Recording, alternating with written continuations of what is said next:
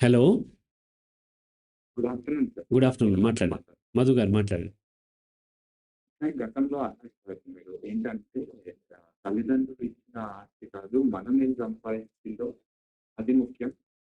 అదొకటి సార్. హ్మ్. ఇంకోటేంటిదంటే ఒక చిన్న తల్లి తన హ్మ్. భర్తని, తన ఆహ్, అబ్బాయిని, తన వారసుని మోసం చేసి హ్మ్. ఫిజికల్‌గా రిలేషన్ ఉన్నటువంటి తనకి తన ఆస్తిని ఇవ్వాలని అనుకున్నప్పుడు హ్మ్. తన కొడుకు ఎలా రియాక్ట్ అవ్వాలి సార్? తనకొక మానసిక సమస్య ఉన్నటువంటి కొడుకు హ్మ్. ఉన్నాడనుకోండి. తను హ్మ్. ఎలా రియాక్ట్ అవ్వాలి సార్? రైట్. మొదటి క్వెషన్ ఏంటి? మొదటి క్వెషన్ వచ్చేసి అదే మీరన్నారు కదా సార్, తల్లిదండ్రులు ఇచ్చినటువంటి ఆస్తి కాదు, హ్మ్. మనమేం సంపాదించిందో ముఖ్యము. సంపాదించమని కూడా అడగలేదు. ఇక్కడ తల్లిదండ్రుల నుంచి ఆస్తి వారసత్వంగా వస్తది అనేటువంటి చట్టం ఉంది కాబట్టి, మీకు వాళ్ళ ఆస్తి వస్తుంది. లేకపోతే వచ్చేది కాదు గదా! లేదా ఆ తల్లిదండ్రులు ఆయన ఎక్కడో వేరే అమ్మాయికి కనేసాడనుకుందాం.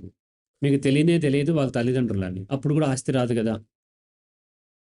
సో, ఇన్సిడెంటల్లీ వాళ్ళ కొడుకు అని వాళ్ళు యాక్సెప్ట్ చేశారు. వాళ్ళ కూతురు అని యాక్సెప్ట్ చేశారు.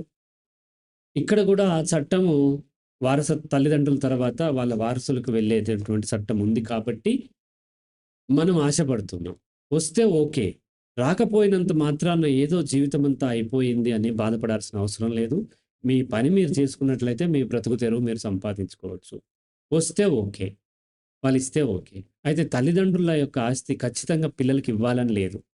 కానీ వారసత్వపు ఆస్తి హక్కు చెప్పేదేంటి అనంటే, వాళ్ళు సంపాదించినటువంటి ఆస్తి ఎవరైనా సరే, వాళ్ళకి వాళ్ళకెవరైతే ఇష్టమో వాళ్ళకి పేరు మీద రాయకండా, చట్టపరంగా ట్రాన్స్‌ఫర్ చేయకండా చనిపోతే, వాళ్ళ యొక్క బయలాజికల్‌గా ఉన్నటువంటి వారసులెవరైతే ఉంటారో, వాళ్ళకవి చెందుతాయి. అది చట్టం చెప్తోంది. ఇప్పుడు తాత ఆస్తి తాతది మన నా పేరెంట్స్‌కొచ్చిందనుకోండి. అంటే నా తాత తను సంపాదించింది ఎవరికివ్వాలో రాయలేదు కాబట్టి, వారసత్వంగా నా పేరెంట్స్‌కొచ్చినప్పుడు వాళ్ళ హక్కేంటి అనంటే దాన్ని పూర్తిగా ఎంజాయ్ చేసే హక్కు లేదు. వాళ్ళ నుంచి వాళ్ళ పిల్లలకి పాస్ ఆన్ అవుతది. పిల్లలకి చట్టపరమైనటువంటి హక్కు కూడా ఉంటుంది.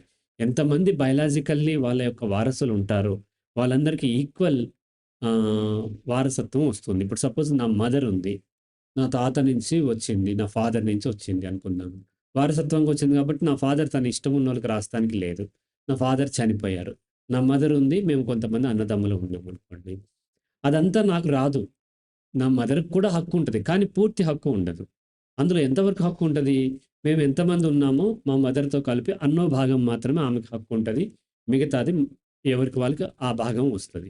ఆమె చనిపోయిన తర్వాత ఆమె భాగము మిగిలినటువంటి ఆ వారసులకి ఈక్వల్‌గా డిస్ట్రిబ్యూట్ చేయబడుతుంది. ఇలా వారసత్వపు ఆస్తి చట్ట ప్రకారం ఇదవుతుంది. అలా కాకుండా ఒకవేళ నా మదర్ సంపాదించుకుందనుకోండి ఆస్తి. అది వారసత్వంగా రాలేదు. మదరో, ఫాదరో సంపాదించుకున్నారనుకోండి. అప్పుడు వాళ్ళు వాళ్ళ కన్న పిల్లలకే కాదు, లేదా వాళ్ళు ఎక్స్‌ట్రా మ్యారిటల్ ఎఫైర్ పెట్టుకున్నోళ్ళు కాదు, ఏమీ సంబంధం లేకుండా బయట ఎవరో వెళ్తుంటే వాళ్ళకి కూడా ఇచ్చే హక్కు వాళ్ళకుంటుంది. చట్టం ఇచ్చింది.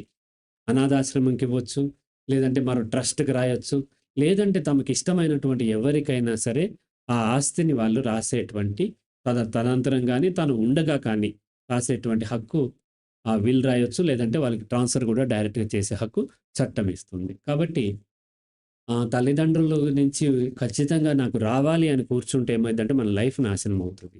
అలా గాకుండా వస్తే ఓకే. రాకపోయినా ఓకే అని మనం పని చేసుకున్నట్లయితే పెద్దగా ఇబ్బందుండదు. అది మొదటిది.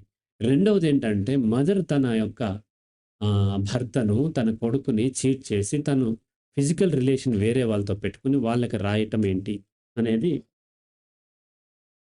అది ఆమె యొక్క హక్కు. ఆమె ఫ్రీడమ్. ఆమె ఎవరితోనైనా రిలేషన్ పెట్టుకునే హక్కుంది. ఈ ఆమె భర్త అడగగలిగింది ఏంటి అంటే కేవలం డైవోర్స్ మాత్రమే. కొడుకు అడగగలిగింది ఏంటి అనంటే ఆమెకి ఏమైనా వారసత్వంగా వస్తే అది మాత్రమే అడగగలిగే హక్కుంటది. చట్ట ప్రకారం ఆమె సంపాదించుకున్నటువంటి డబ్బు అయితే తను ఫిజికల్ రిలేషన్ పెట్టుకున్న అతనికి కానీ, లేదంటే వాళ్ళకి పుట్టినటువంటి అబ్బాయికి కానీ, లేదంటే ఏ సంబంధం లేని వేరే అబ్బాయికైనా సరే ఆవిడ ట్రాన్స్‌ఫర్ చేసేటువంటి స్వేచ్ఛ, ఆవిడ ట్రాన్స్‌ఫర్ చేసేటువంటి హక్కు ఆమెకు ఉంటుందనేది మన భారతీయ చట్టాలు చెప్పేవి. నైతికత వేరు. నైతికత మనం చూసినట్లయితే మనం మరింత ఇబ్బంది పడతాం. నైతికత ఎప్పుడు కూడా బియాండ్ లా ఉండకూడదు. ఉన్నట్లయితే మనం ఇబ్బంది పడతాం.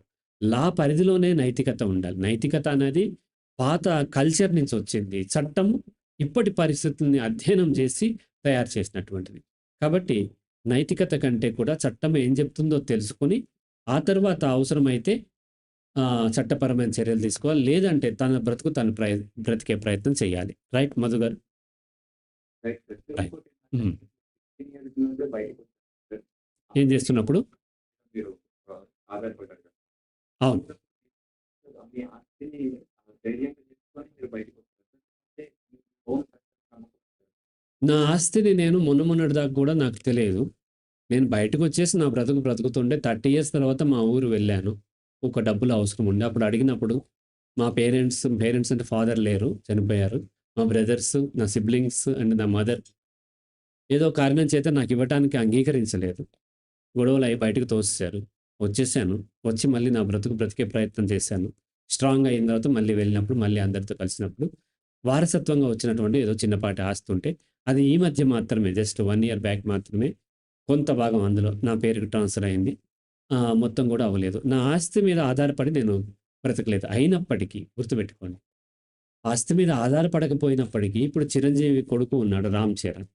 'రామ్ చరణ్' తను 16 ఇయర్స్ అప్పుడు ఇంట్లోంచి బయటకొచ్చేసాడనుకోండి. 'రామ్ చరణ్‌కి' ఎక్కడైనా తనకి కావాలంటే సపోర్ట్ దొరుకుతది. అదే మీరొస్తే మీకు దొరకదు. ఎందుకు? చిరంజీవి నమ్ముకోకపోయినా సరే సహాయం చేసేవాళ్ళు వాళ్ళ యొక్క ఫ్యామిలీని, వాళ్ళకున్న ఆస్తుల్ని బట్టి గూడా చేస్తూ ఉంటారు.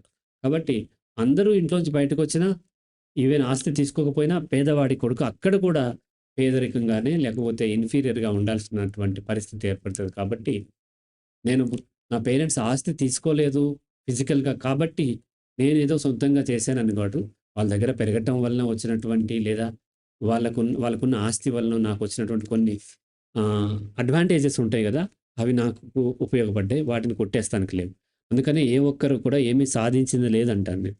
అంబానీ కొడుకు ముఖేష్ అంబానీ, ధీరుభాయ్ అంబానీ కొడుకు పుట్టకుండా ఇంకో ఎక్కడో పుడితే ఇంత సంపాదించేవాడా అంటే నో. చేయకపోవచ్చు. మరి ఇద్దరు అనిల్ అంబానీ ముఖేష్ అంబానీ ఇద్దరికి సమానంగా వచ్చినా ఒకరు చేయగలిగారు, ఒకరు చేయలేకపోయారు.